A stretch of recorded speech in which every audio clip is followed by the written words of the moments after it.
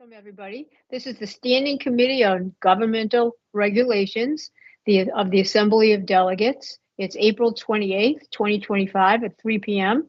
This meeting is remote only. Pursuant to Chapter 2 of the Acts of 2023, this virtual meeting of the Barnstable County Delegates Standing Committee on Government Regulations will be conducted via remote means in accordance with applicable law. Members of the public may watch the meeting through the broadcast, it can be found on the county's website. A public participation guide and documents are also available on the county website. The County of Barnstable does not discriminate in the administration of its programs or acts based on race, color, religion, national origin, disability, age, sex, sexual orientation, gender identity, or any categories protected by state and federal anti-discrimination laws and regulations. Accommodations for people with disabilities are available upon request. For more information, please contact Justina Marzak, the County ADA non-discrimination person, and she can be reached at 508-375-6646 or visit the county website and find her there. Members of the public may also attend the meeting remotely through Microsoft Teams. The link is situated on the county website, and the meeting ID is 297-379-292-1034, passcode capital A, capital W, 98, capital Z, 2, lowercase n, capital F. Or call 781-469-0191, conference ID 179-008-099 pound. I'm going to call the meeting to order. And we could first have a moment of silence to honor our troops who have died in service of our country and all those serving in the armed forces for the United States of America.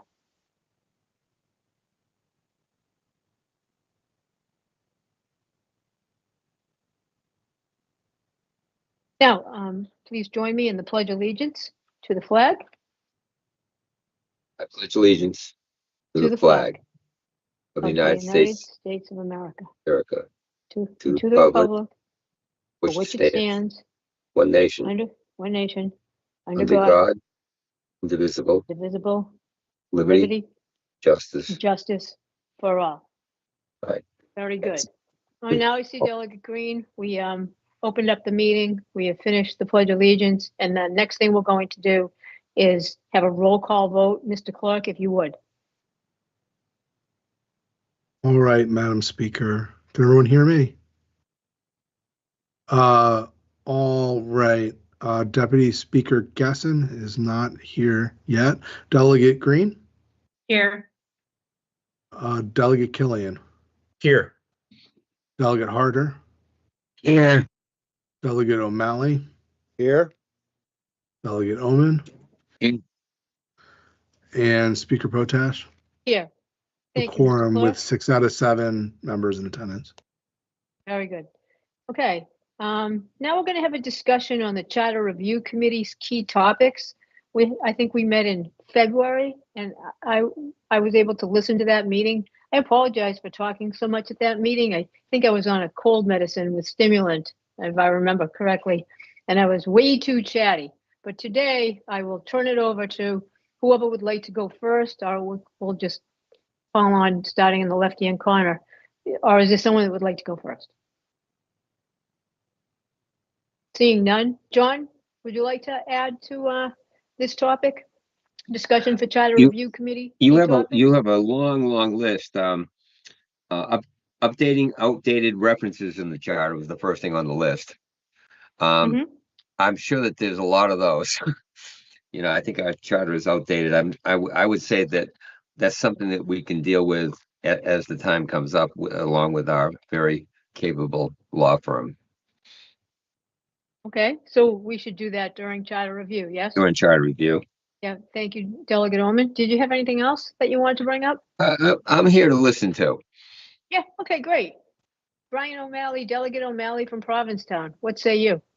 Thank you, Madam Speaker. Well, I think it's clear to all of us that defining the essence of what we're a bicameral government, and defining the essence of what the legislative body does and what its limits are and what its authority is has got to be central to all the work we do. It right there lies the nexus of where all the trouble has come over the last several years, is that as a legislature, which in most of the world makes laws, appropriates money, and sees to it that it is expended, there's a sense here that I'm not, that we're simply serve as a kind of a rubber stamp. To me, that's really one of the big thing, and I think the separation of powers and defining legislative powers in this list that was sent around here are kind of parts of the same issue. To me, that's other than the outdated nonsense that makes you crazy when you look at the charter, as Delegate Oman referred to. I think that's really the biggest thing. Yeah, no, I think that sounds great. Now, you don't think of us as a rubber stamping group, do you? I mean, we have not rubber stamped anything in the past few years.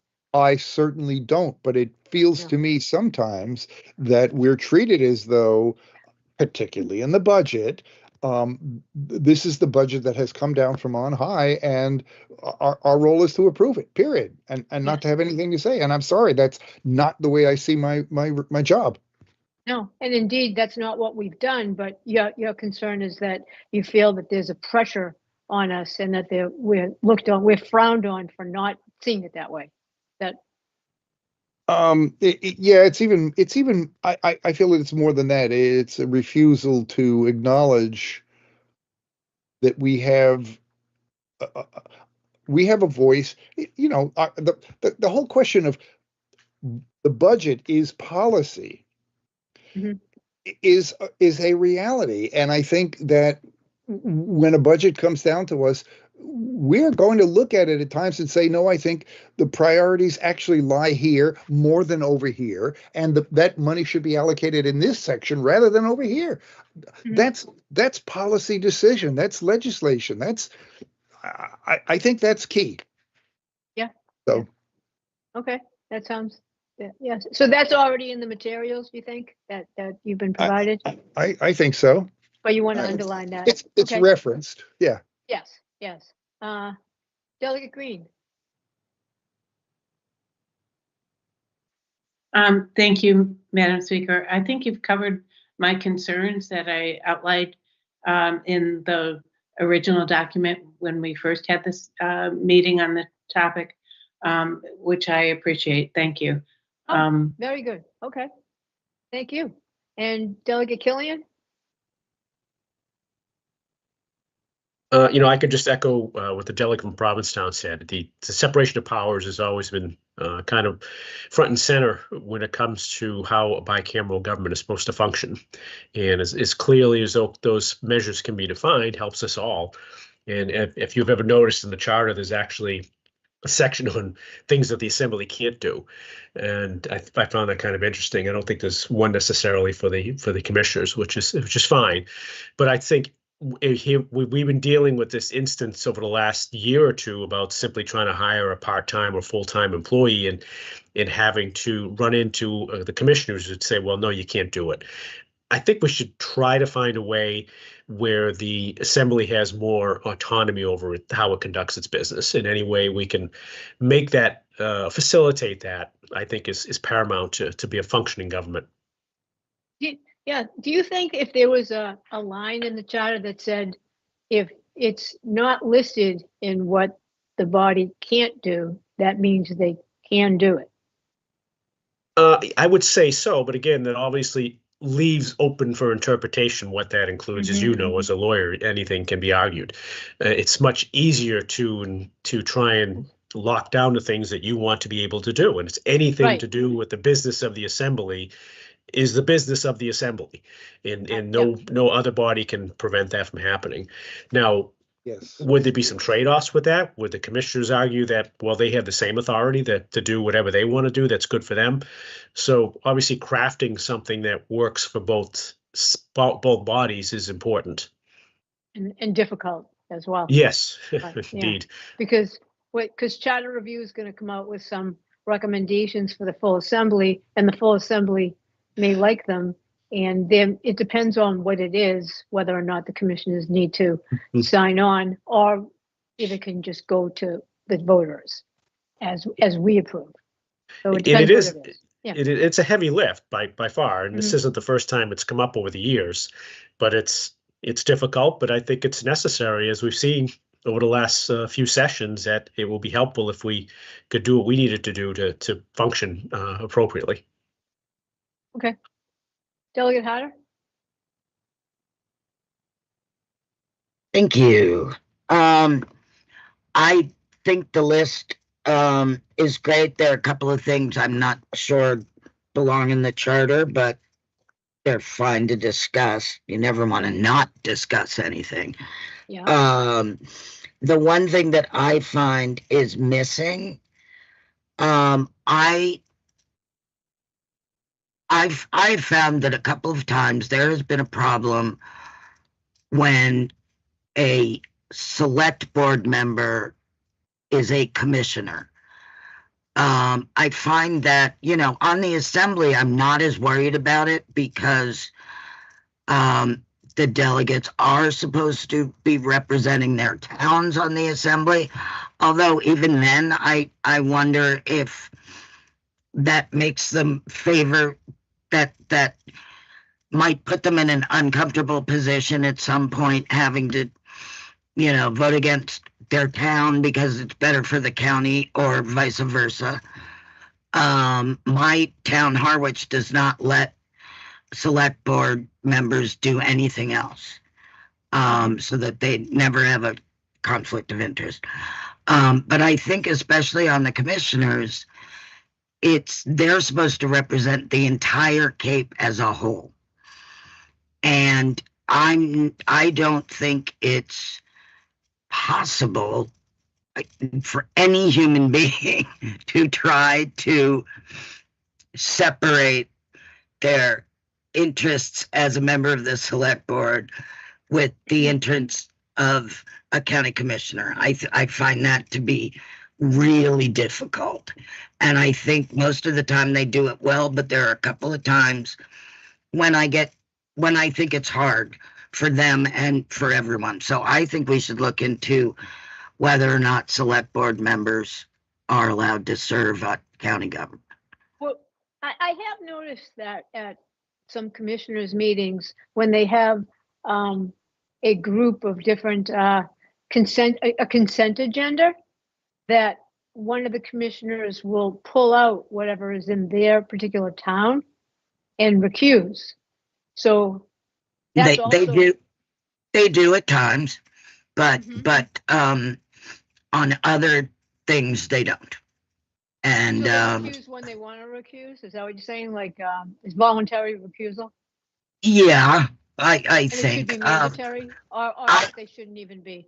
Yeah. I just wonder. I mean, it's very hard to determine when you should recuse or not, because you can always argue a gray zone that, even like we've had a couple of times where the commissioners have not been unanimous because you can tell the one commissioner's town doesn't want that. Not that it's not good for the county, but they don't. So I just think there should be something in the charter preventing. So I think for everybody's safety and for everybody's peace of mind, I think that if you're going to represent the whole county, then you should not be representing a small part of it. So we should put that on the list of things to discuss at charter review, whether or not we think that the charter should prevent an acting select board member to be a commissioner. Right. So that they would know that before they run. Yeah, I just think it should be like I said, there's things on this that I don't think should be in charter review, but nothing should be off the table. So, I would like that. Yeah. I would like that to be on the list of discussion sure topics. Clerk Fletcher, you've taken notes, or you will when you do the journal, so you know what to add to the list, I assume. I will indeed. All right, yeah, of course. Just wanted to make that clear.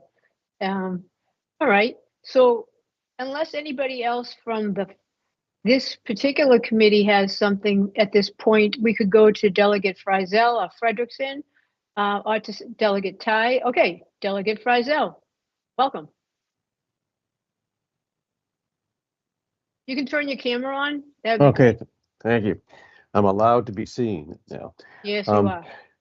So I have not seen the list that's already been prepared.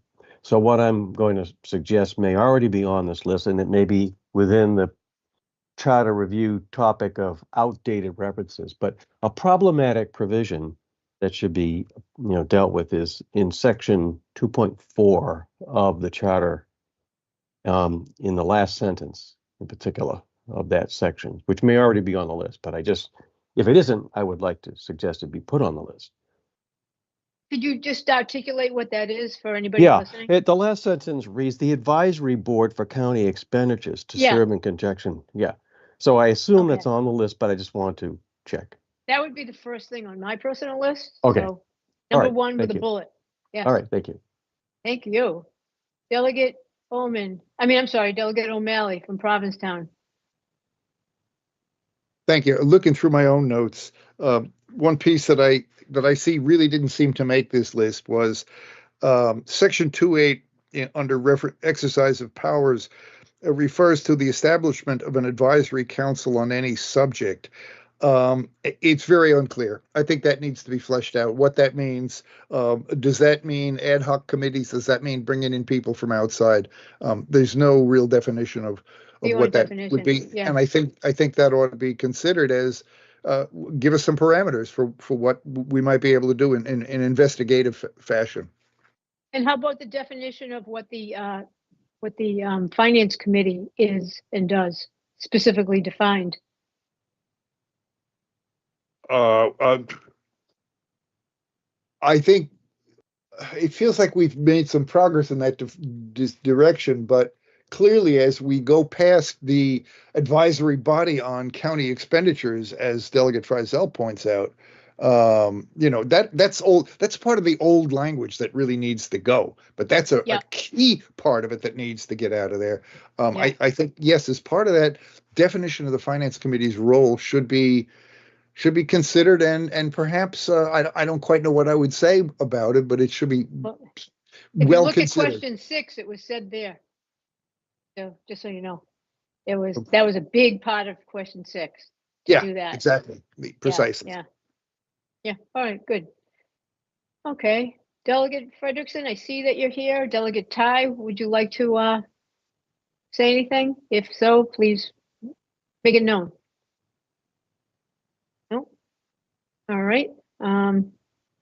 Clerk Fletcher.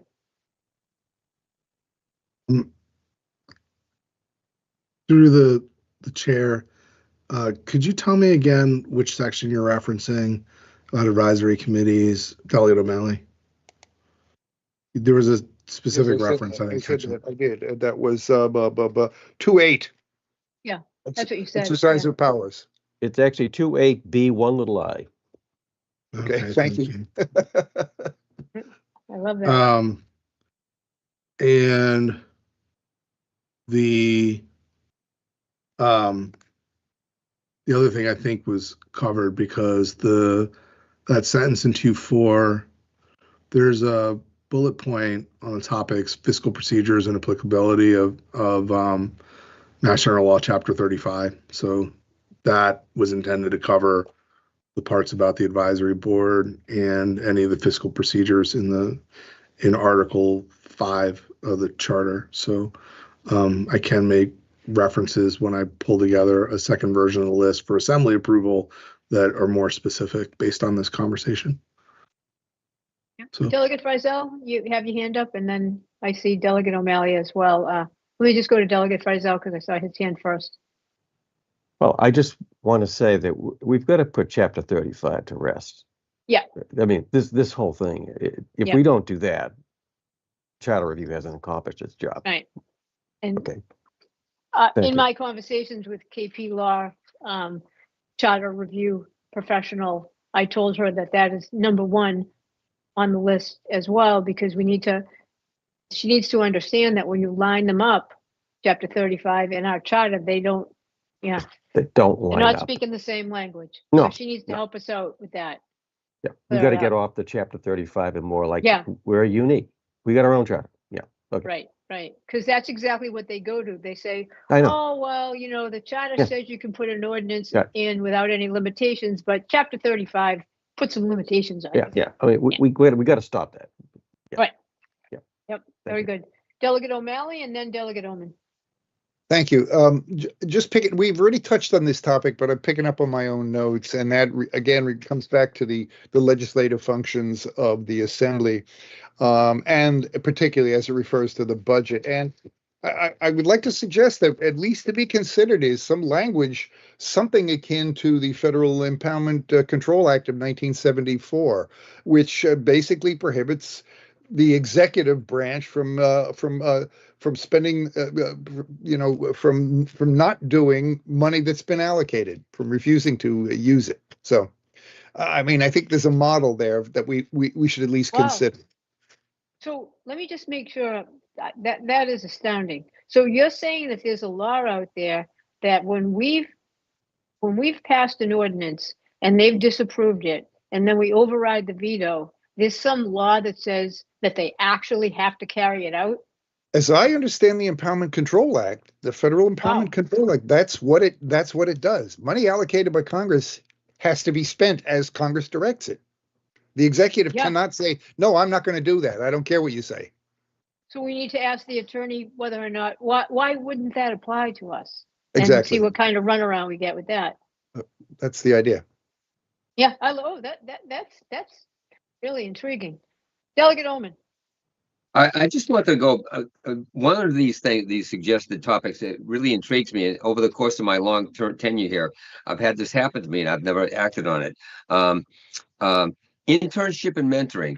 I think that's an interesting thing that we should address, that we're allowed to have interns or mentors or mentoring people, because it's good for the younger people that want to get involved in local government. County government is local government, that have an opportunity to have a place here stated as such.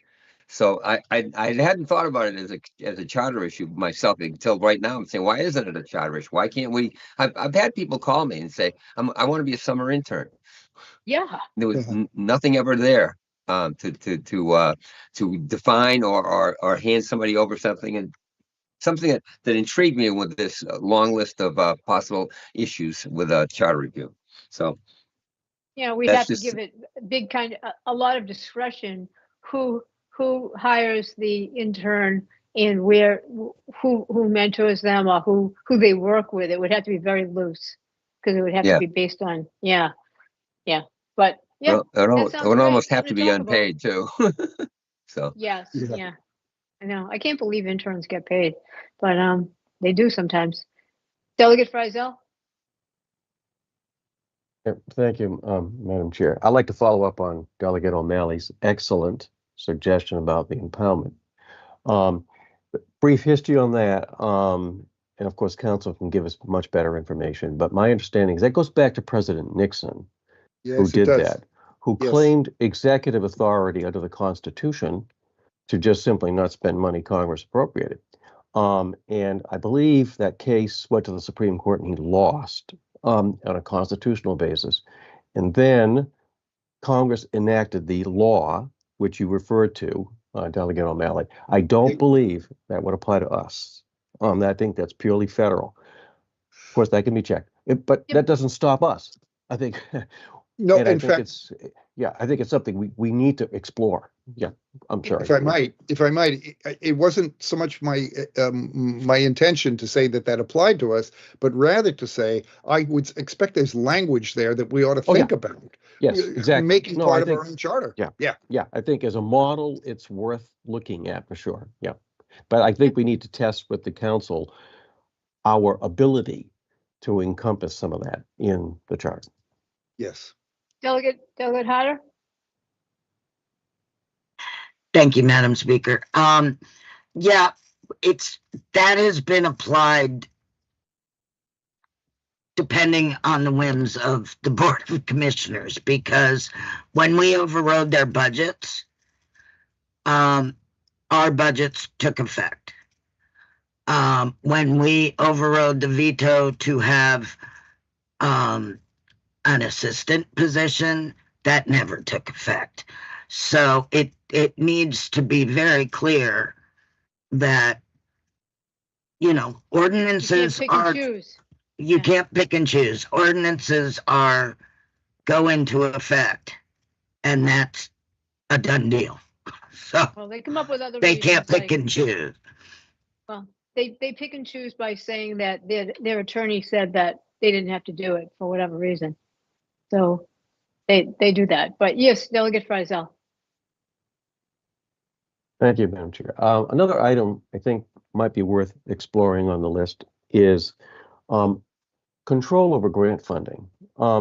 As things stand now, we all know the grant funding is a significant part of the budget, more than a third, up to 40%. Who knows how long that will last, but assuming it does, they have total control on the grants, matching or non-matching grants. And so we don't have a hand in that part of the county expenditures. And we should consider whether we ought to have some hand in that. Yeah. And then that's going to be something that you're going to explore concurrently with this charter review. So. Well, we'll explore the sense of under existing responsibilities for that.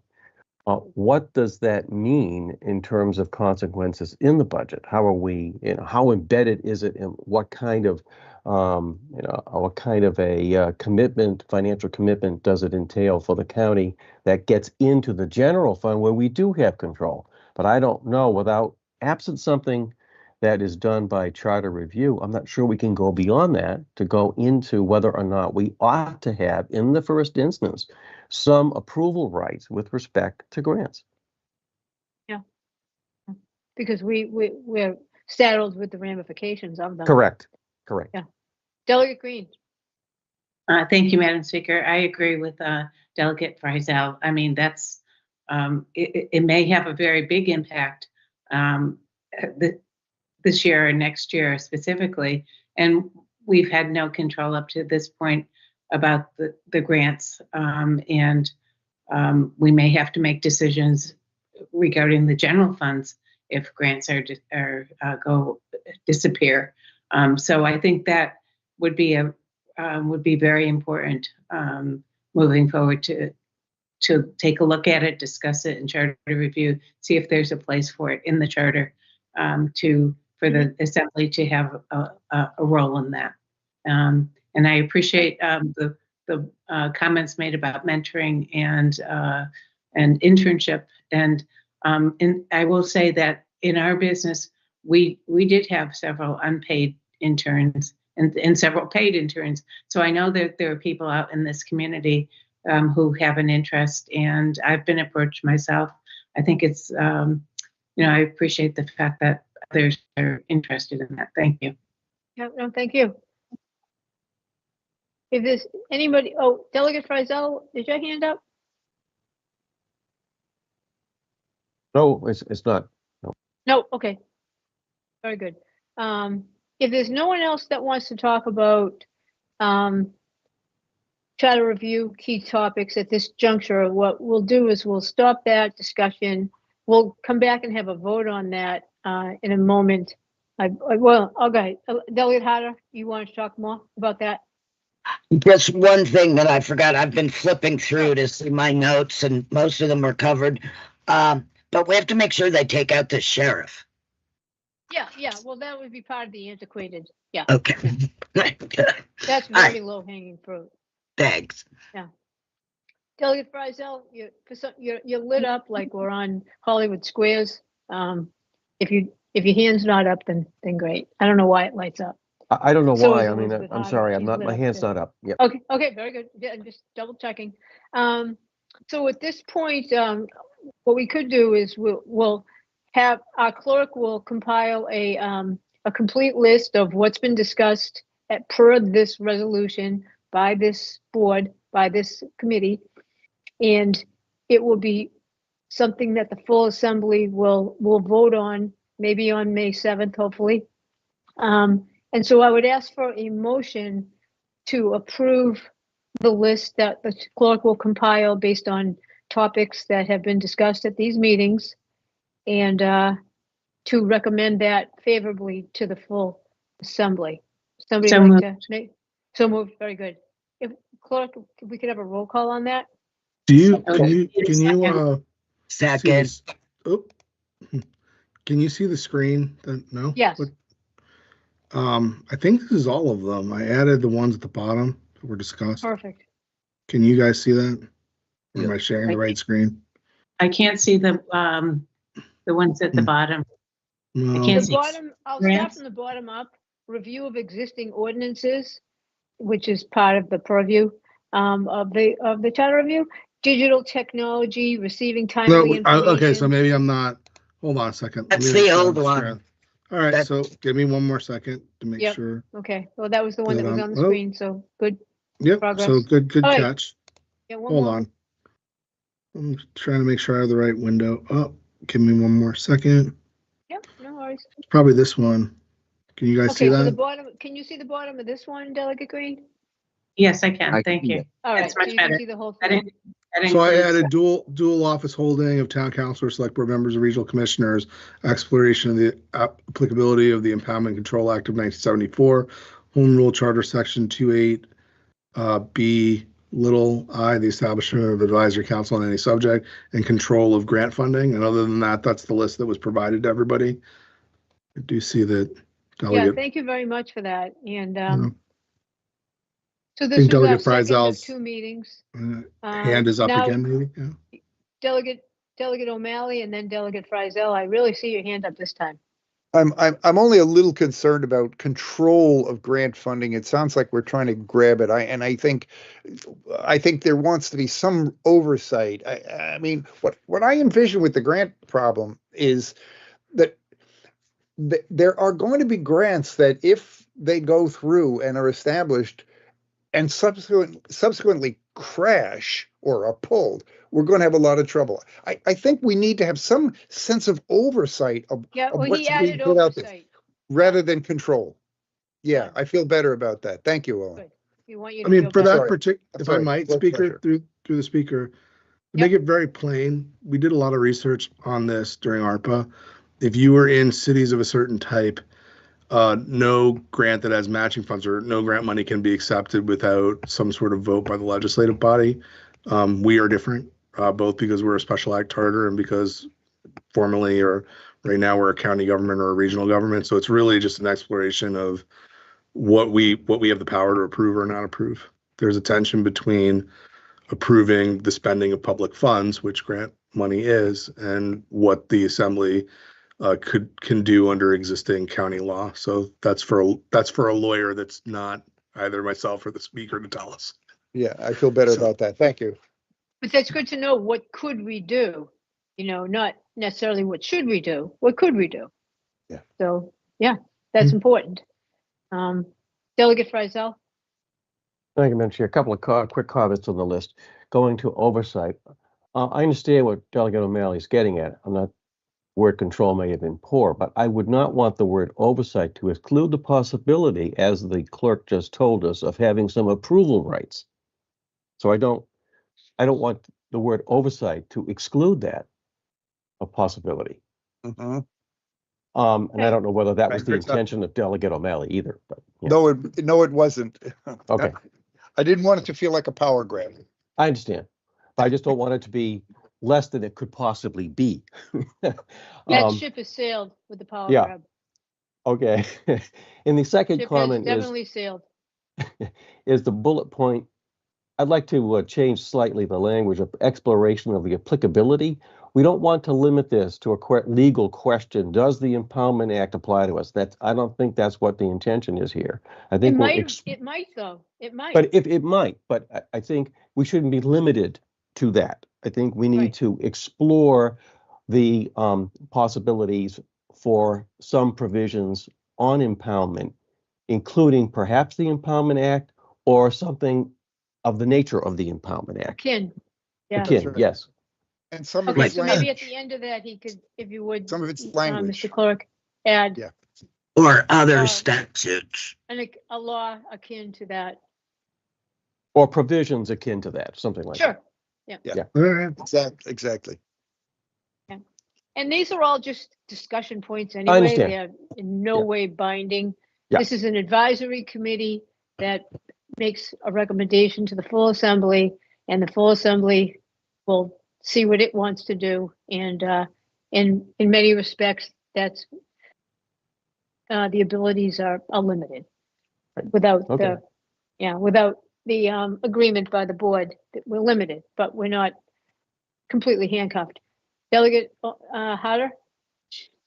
Thank you. I think Clerk Fletcher, that it's not creation of a similar provision. It's the exploration of the applicability of the Impoundment Control Act of 74 or other. We're not creating them. We're looking for Or a similar provision? other similar provisions. We're not creating them. We're looking to see, well, we're not under impoundment because that's federal, but the state actually has the Act of 2017. That, do you see what I mean? There you So, go. Yeah, Through So the chair, yes. I thought it was also the exploration of putting language in the Yes. charter that was similar, Yes. and that's why I broadened Yes. it that far. Right, Correct. I agree. oh, okay. I think there's a portion of the charter that talks about federal and state laws and how we can't do something that is prohibited by them. But I don't have that in front of me right this minute, but it could already apply. Could. So we'll see. Okay. Delegate Frizzell, maybe you just didn't put your hand down yet, but I do see it up. I'm sorry, I thought I lowered it. Okay. No worries. I don't like to leave any stone unturned. Okay, so with that, could we have a motion to approve the Charter Review Committee suggesting topics that are on your radar on the board right now? So moved. Very Second, good. Roll call vote, Mr. Clerk. All To right. approve the recommendation to the full assembly. All right, Deputy Speaker Gasson, Delegate Green, Yes. Delegate Harder, Yes. Delegate Killian, Yes. Delegate Omen, Yes. Delegate O'Malley. yes. That's 6 in favor, 1 absent, Madam Speaker Speaker. Potash, yes. Oh, did I not get you? I'm sorry, Speaker. Okay. Speaker, may I ask a question? I made a motion before and it was seconded. Do we need to rescind that or Well, just, you just did. is that, I mean, I just want Are to you make sure. formally, I think you're right, there was one on the table. Are you formally rescinding that motion? I'm sorry, Yeah, that should be. I just want to make sure that my we're bad. dotting Yes. i's and crossing our t's. Very good. Thank you. Yes, So that I am is rescinding that. formally Thank you. rescinded. And I'll rescind my second. Rescindment. Yes. Thank you.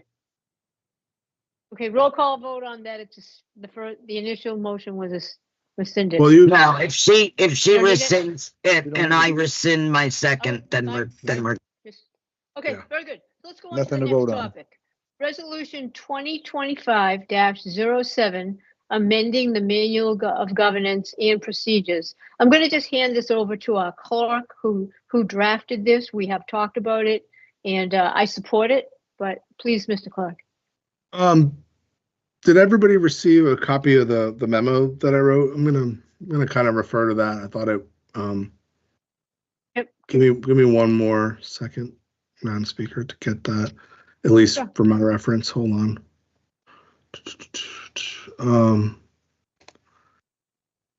All right.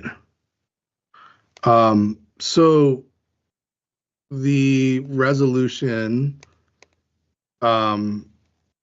basically does 4 or 5 things, one of which is to assign the clerk the duties of parliamentarian, and there are provisions in there for training from recognized national bodies about that. The second piece is to update the order of business for regular meetings of the Assembly of Delegates. We have one that we've been trailing for, I don't know, a couple of decades that doesn't give us quite the flexibility we need or match what we do today. So I spent a lot of time working with the speaker and leadership and in Robert's rules trying to find something that would give us the flexibility to do the things that we do in meetings while not having an order of business in our rules that doesn't reflect what we do. Same thing with changing the name of the Standing Committee on Governmental Regulations to Standing Committee on Governmental Affairs and Rules. You can see by what we're going through today and the meeting topic today that generally when this committee gets used, it's not just for the regional policy plan. And so the name in the charge really doesn't match. And given that we're going to be doing a lot of, with potential changes to the charter or the manual or even the administrative code, it would be good to have a place for that to go that makes sense in the rules. Same thing. The next bullet point was Standing Committee of the Whole. We have a reference to the Committee of the Whole in our order of business in the manual with no other reference to what it is or what it does. There's also a place in the charter that says the Assembly has the power to create one. Further along in the manual, it says that anything that's not covered in the manual is covered by Robert's rules, but what we do for the Committee of the Whole isn't consistent with Robert's rules. So this is an attempt to make sure that that we spell out what we're doing or that what we do is consistent with Robert's rules. And the last one is permit a standing committee chair to approve committee meeting minutes. We have committees, Economic Affairs would be one of them, that have had 2 meetings in the last 4 years. So you create a kind of chain where you need a new meeting to approve the minutes of the last meeting. Well, MGL, Mass General Law, or the Attorney General doesn't specify a form of approval. And so this would allow the chair of the committee to do so after giving that report to the full assembly and giving members of the committee a chance to make changes. So it's a housekeeping thing to make sure that we're following open public meetings. So I don't know if anybody has any questions, but I would just add that I know if any of the newer delegates, like today I see Delegate Frederickson and Frizzell, and just to reiterate, all these changes, you're seeing a lot of this type of thing. And you're probably wondering what is going on with all these changes. And it's been about a 3-year process trying to improve the Assembly of Delegates and make it as professional as the charter had envisioned from the beginning. And that's what this crusade has been. We've made a lot of progress, and you weren't here when it was different, but there was a day where the assembly was essentially a rubber stamp, and meetings maybe weren't particularly, rich, but things have changed and people have changed on the assembly, and it seems to have been a welcome improvement by this board. So basically, this is just in furtherance of that. Anybody? Improving the profile of the assembly 2.0. And if I might, Madam Speaker, Yeah. They provided a link to a red line of the manual with the changes, so everybody can see that. So if you had any trouble accessing that or had any questions, just reach out.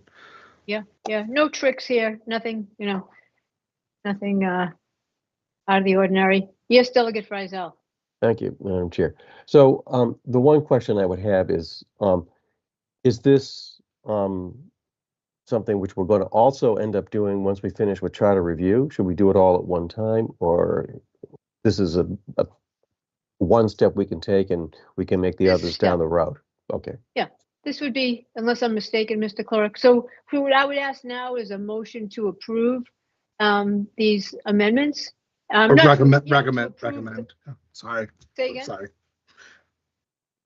A motion to recommend to the full assembly that we make these changes in the manual of governance. Yes? So move. Okay, I got that right, Mr. Clark? Yeah, I'm sorry for interrupting. I should have That's just okay. poked the hand okay. up. No, That's fine. But I got it right, yes. And if I could address through the chair, Delegate Freisel's question. These are things that we've been trailing kind of since the beginning of the session, and it was helpfully suggested by leadership that we put these all in one resolution instead of having 5 or 6. And so we've reached the point in the session where we know that these changes need to be made to comport with Robert's rules and current practice. And I fully expect that as we go through the process of charter review and work through the session, that there will be more of these if necessary. So. Yeah, Delegate O'Malley. You're muted, sir. I'm sorry, if this is going to come to a vote to approve this list, I will have to abstain. I haven't seen 2507. I can't find it. I don't have a reference on it. I heard what was there, but I haven't read it. So I'm sorry about that. That would be fine, because we're just going to recommend to the full assembly, hopefully, that they approve it. And between now and the time that this is brought forward to the full assembly, which may be on May 7th with any luck, then you'll have had a chance to look at it, and then you can vote that day. Fair enough? Perfect. Thank you. Okay, very good. Yeah, Okay, I have read it, so I'll move the motion. Very good. And Delegate Hatter, second? I'll second for discussion. Yes. If we give this to them, if we bring this to the board at our next meeting. It doesn't need to go to the board. I mean, bring this to the assembly at our next meeting. Don't we have to wait till we present it at the next minute, and then we can't vote on it for 2 weeks? Or, okay. It was already introduced. And just to clarify that, since it's 11:15 and I have a couple of minutes.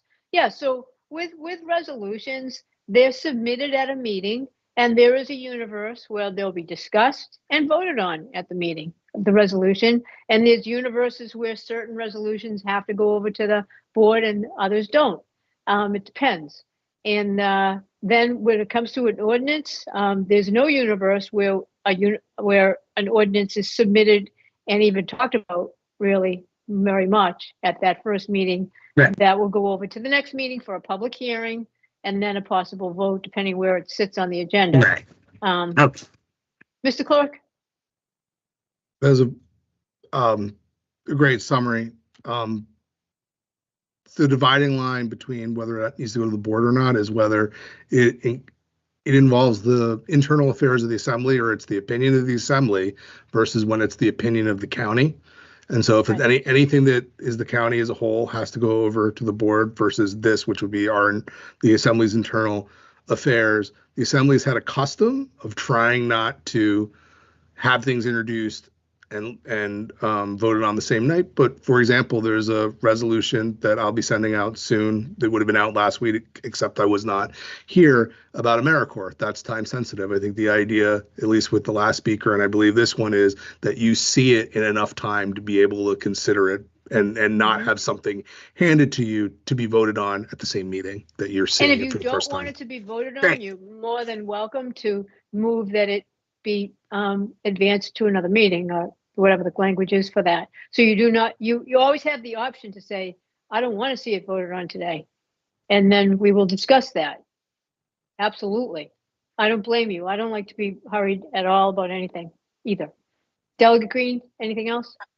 Yes, there was one thing. I did have a conversation with about this. It asked for the red line, and I have reviewed that as well. I just wanted to verify that the changes would not take away any rights that we have now, or any of the procedures or that we are accustomed to at this point in time. It's more of a housekeeping thing. And if I'm incorrect, please, let me know, or let us know. No rights are abridged in any of these modifications. Okay. Mr. Clark? That's my understanding. So thank you. And having drafted it, it's mine as well. I mean, you could make the argument that you have more in this, and that there was other business before. Now there's a place for new business. There's a place for announcements.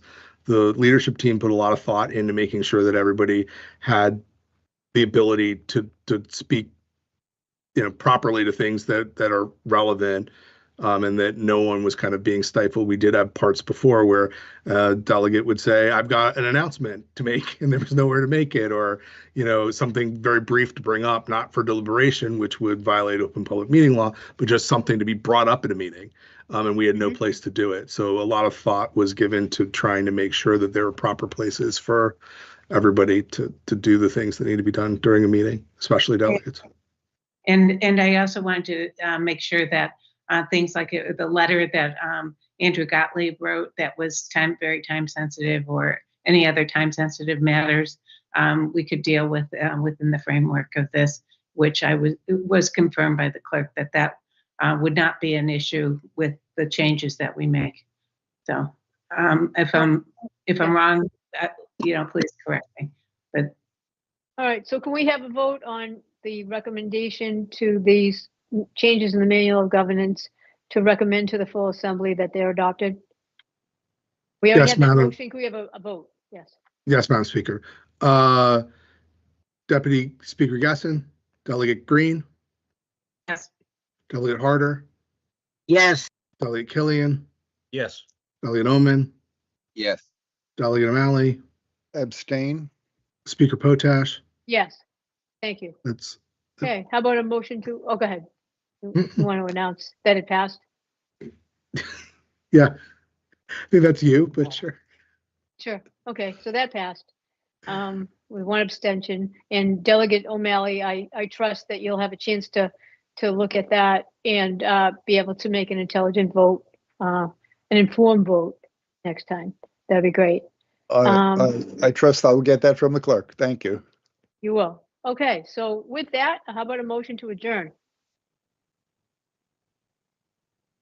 So moved. So moved. I'll second.